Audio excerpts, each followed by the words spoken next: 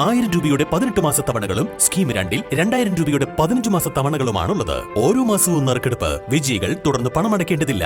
Anupama Gold Gallery, Golden Diamond, Edavanna, Thiruvali, Othayi.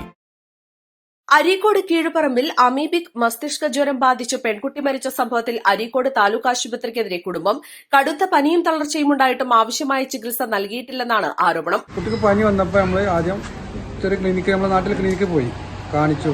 സുഖമില്ലാത്തതുകൊണ്ട് പിറ്റേന്ന് നമ്മളെ PHSC നമ്മൾ പഞ്ചായത്തിൽ PHSCയിൽ തന്നെ പോയി കാണിച്ചു, മരുന്ന് കുടിച്ചു. എന്നിട്ട് സുഖമില്ലാത്തതുകൊണ്ട് രാത്രി പഴയ ക്ലിനിക്കിലെ ഡോക്ടറെ അടുത്തേക്ക് തന്നെ പോയി. എന്നിട്ട് പനി മാറാഞ്ഞിട്ടാണ് നമ്മൾ അരീക്കോട് താലൂക്ക് ഹോസ്പിറ്റലിൽ പോകുന്നത്. അന്നൊരു അവിടെ ഒരു ദിവസത്തോളം അവിടെ നിർത്തി ടെസ്റ്റുകൾ മുഴുവൻ ചെയ്ത് നമ്മൾ പോകാൻ നമ്മളെ പിറ്റേന്ന് ഇതിലധികമായി ചെന്നപ്പോൾ ഒരു പരിഗണന പോലും ആ രോഗത്തിന് വെച്ചില്ല. നോട്ടം പോലും നോക്കാതെ ടെസ്റ്റ് പോലും പറയാതെ പാരസിറ്റമോൾ തന്നെ ഒന്നും കൂടി സ്ട്രോങ് ആക്കി എഴുതി തന്നല്ലാതെ എന്തുകൊണ്ട് വന്നു എന്നുള്ളൊരു നോട്ടം പോലും നോക്കിയില്ല.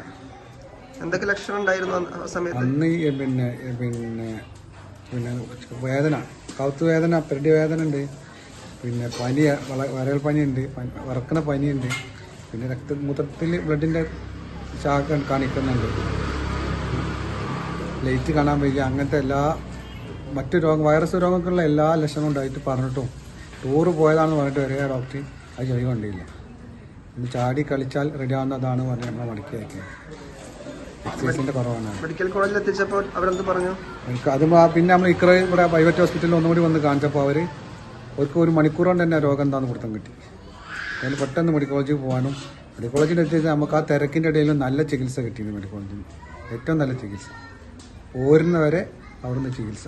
ആദ്യമേ അങ്ങോട്ട് പോയാൽ മതിയായിരുന്നു, പിന്നെ തോന്നി നമ്മൾ താലൂക്ക് ആശുപത്രിനെ ആശ്രയിച്ച് നിന്നാണ് തോന്നുന്നത്. കോഴിക്കോട് മെഡിക്കൽ കോളേജിൽ കഴിഞ്ഞ വ്യാഴാഴ്ചയാണ് +2 വിദ്യാർത്ഥിനിയായ ദിയ ഫാത്തിമ മരണത്തിന് കീഴടങ്ങിയത്.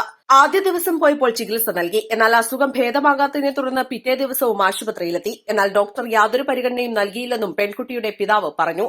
East live, Areekode.